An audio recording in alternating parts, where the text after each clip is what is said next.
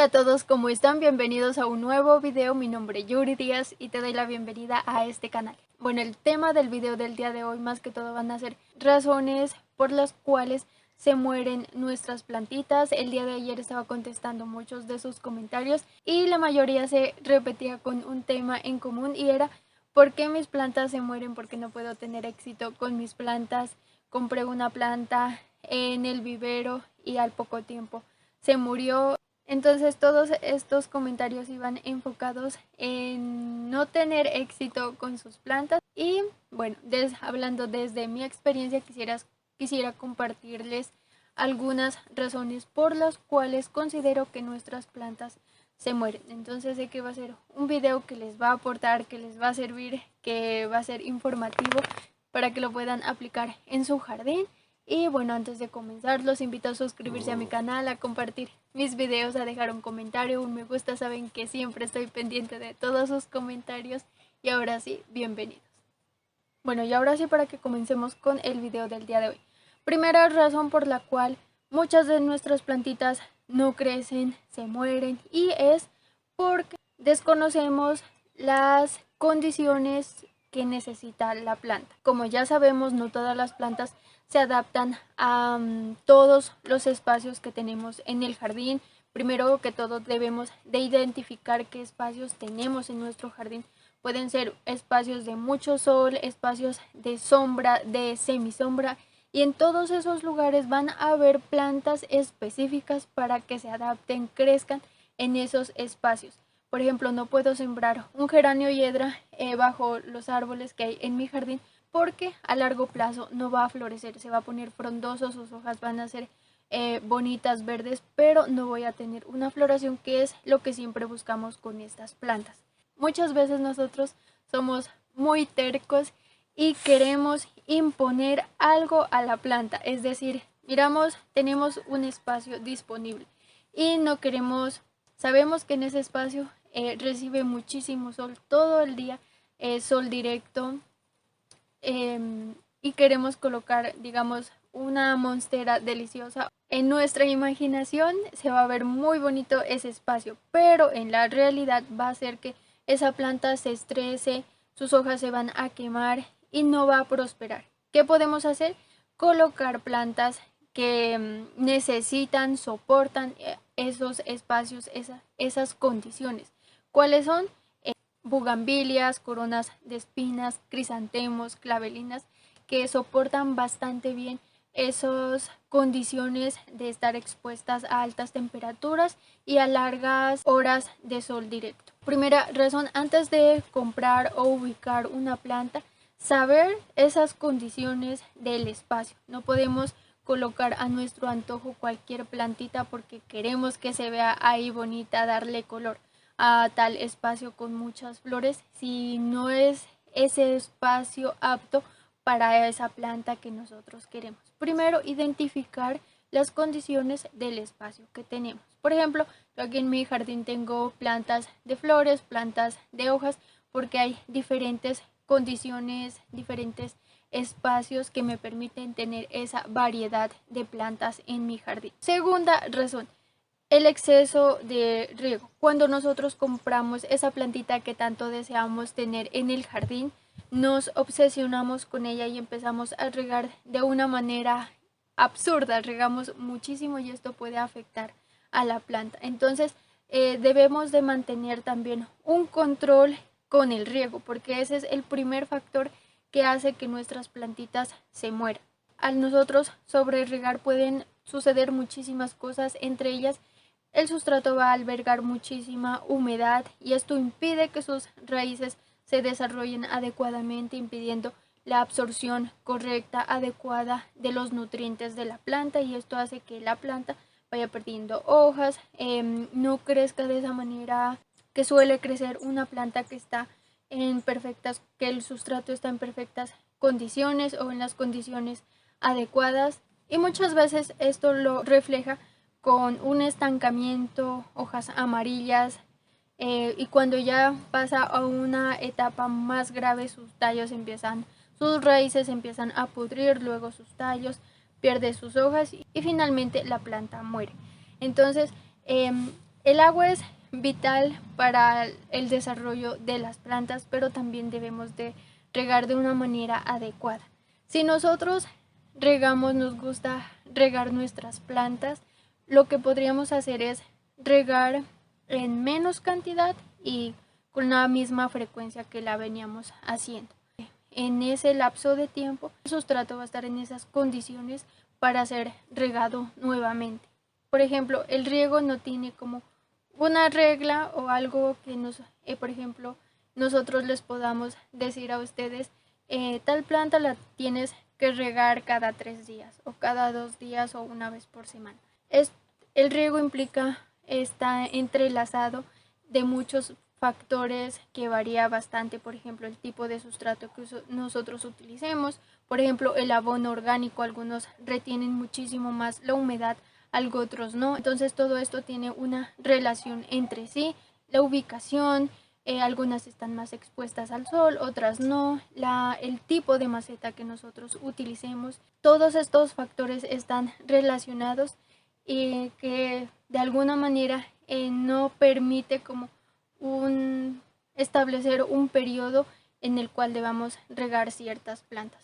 Una recomendación, lo que pueden hacer también es, si ustedes consideran que riegan muchísimo, lo que pueden hacer es, si riegan cada 3 días, esperar un día más. Si riegan cada 2 días, 3, 4 días, esperar un día más para que el sustrato tenga mayor tiempo para secarse, para drenar. O aplicar por un mes un riego distinto al que ustedes venían haciendo. Por ejemplo, riegan con mucha abundancia una vez por semana. Entonces notan que no les va muy bien con este método de riego, entonces pueden hacerlo 2 veces por semana, pero en menos cantidad.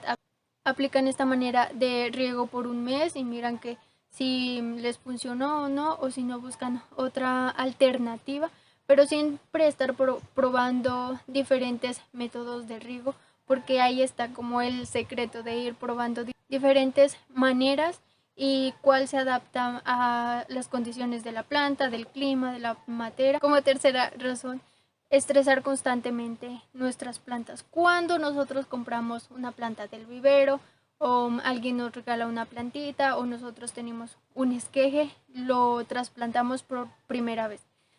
En menos de un mes ya esperamos que la planta se haya llenado de hojas, de flores, y si no obtenemos esos resultados en ese corto tiempo, decimos no, algo anda mal, no le gustó el sustrato, no le gustó la ampliación de maceta, voy a volverla a trasplantar con este sustrato. Y muchas veces las plantas necesitan periodos más largos para adaptarse a esas nuevas condiciones, al sustrato, a la maceta, al ambiente, al clima que tenemos en nuestro jardín. Esperamos que la planta se adapte en un corto tiempo a todas esas variables que hay en el jardín. Y si después de haber hecho ese primer trasplante, como les mencionaba, no obtenemos esos resultados que esperamos, volvemos y hacemos otro trasplante, y muchas veces a mí me ha pasado que al contrario, en vez de hacerle un bien, pareciera que le hice un mal, empieza a caerse todas sus hojas, no miro que salen brotes nuevos y la arranco y miro que ya estaba saliendo raíces. Entonces muchas veces los resultados no vienen a ser así tan evidentes que nosotros podamos decir, ya sacó hojas nuevas, va a florecer, ya está sacando nuevos brotecitos, sino que la planta empieza desde la parte interna que vienen siendo sus raíces, y como nosotros no podemos ver los cambios que está teniendo la planta, tendemos a hacer un nuevo trasplante. Esperar un tiempo razonable después de cada trasplante. También les recomiendo, si hacemos un trasplante, puede ser una semana, ubicar todas esas nuevas plantitas. Puede ser la planta que soporte el calor más sofocante, más las temperaturas más altas, pero debemos de ubicarla la primera semana, si es posible, en un lugar de sombra. Y también, volviendo al anterior punto, no sobre regar. Entonces, si hacemos un trasplante, un cambio de maceta, esperar un tiempo prudente para que la planta se adapte. Puede que no estemos viendo cambios tan notorios en la planta, pero puede ser que está desarrollando sus raíces y luego ya sus raíces nuevas empieza a absorber los nutrientes necesarios y empieza a sacar nuevas hojas, brotecitos, flores más adelante. Y también de darles como libertad a las plantas, que se tomen su tiempo de crecer, de adaptarse a todas las condiciones nuevas que tiene nuestro jardín. Así puede ser que nos regaló una planta a nuestra vecina que vive aquí cerquita. Las condiciones de nuestro jardín ya son muy diferentes a las que ella tiene. Y como cuarta razón, excedernos en los fertilizantes, más que todo fertilizantes inorgánicos. Por ejemplo, miramos que tal persona le aplica esta cantidad de abono inorgánico a alguna plantita. Entonces nosotros decimos, como ella obtuvo esos resultados con esa pequeña cantidad, yo voy a triplicar esa cantidad y le voy a echar todo este montón de abono y voy a obtener una planta que jamás he obtenido en mi jardín, que es llena de flores. Y eso no va a suceder porque muchas veces aplica el dicho menos es más. Y lo que conseguimos es saturar la planta, quemar la planta, como popularmente le llamamos a este efecto, que consiste que el abono inorgánico tiene contacto con el tallo y como tiene hartas cantidades de sales minerales, puede afectar el tallo y termina pudriendo. Entonces, si vamos a abonar, hagámoslo de poquitos. Lo que yo hago aquí en mi jardín y se los he compartido es alternar abonos orgánicos con abonos inorgánicos. Me gustaría llegar un momento en el jardín en que solo utilice abonos orgánicos, no depender de abonos inorgánicos. Y bueno, ojalá llegue ese día y les pueda compartir un video cómo fue como esa transición de abonos inorgánicos a abonos orgánicos, porque son muchas las ventajas de los abonos orgánicos. No son tan abrasivos, ahí sí podemos aplicar una gran cantidad de abono orgánico a tal planta y no la va a afectar, siempre y cuando, bueno, que no sea tan susceptible, porque a las begonias sí no podemos hacer eso. Ellas sí son un poco más susceptibles en cuanto a estar sometidas sus tallos a una humedad alta, que muchas veces los abonos orgánicos tienen estas características. Entonces, al creer nosotros que al abonar muchísimo constante vamos a tener plantas muy bonitas con una floración abundante o unas hojas bastante grandes, lo que vamos a estar haciendo a largo plazo, y esto sucede con más frecuencia en las plantas de maceta, que el sustrato tiende a volverse estéril. Ya tenemos que hacer un cambio de sustrato en un corto plazo. La planta ya no va a tener como esa vigorosidad, como esa capacidad para seguir creciendo, floreciendo como lo hacía antes. Entonces, es importante llevar un control de los productos que nosotros aplicamos a nuestro jardín, en especial si son productos inorgánicos o productos químicos como abonos granulados, abonos minerales, abonos líquidos que aplicamos en el follaje para nuestras plantas. Los abonos inorgánicos no le aportan nada al sustrato, simplemente a la planta. En cambio, los abonos orgánicos le aportan tanto al sustrato, le mejoran la capacidad de retención de humedad, de porosidad, permite que la planta desarrolle raíces en ese abono orgánico. En cambio, en los abonos inorgánicos no sucede esto, y por eso siempre les estoy mencionando en mis videos de llevar como un balance entre abonos orgánicos y abonos inorgánicos.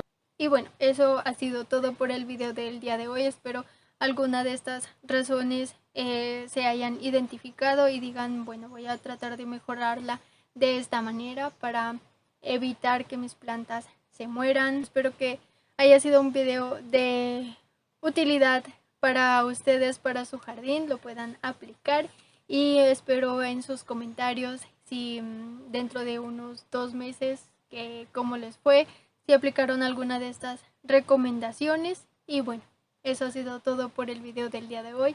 No se olviden de suscribirse a mi canal, de compartir mis videos, de dejar un comentario, un me gusta. Saben que siempre estoy pendiente de todos sus comentarios. Y a todos ustedes, gracias por estar aquí.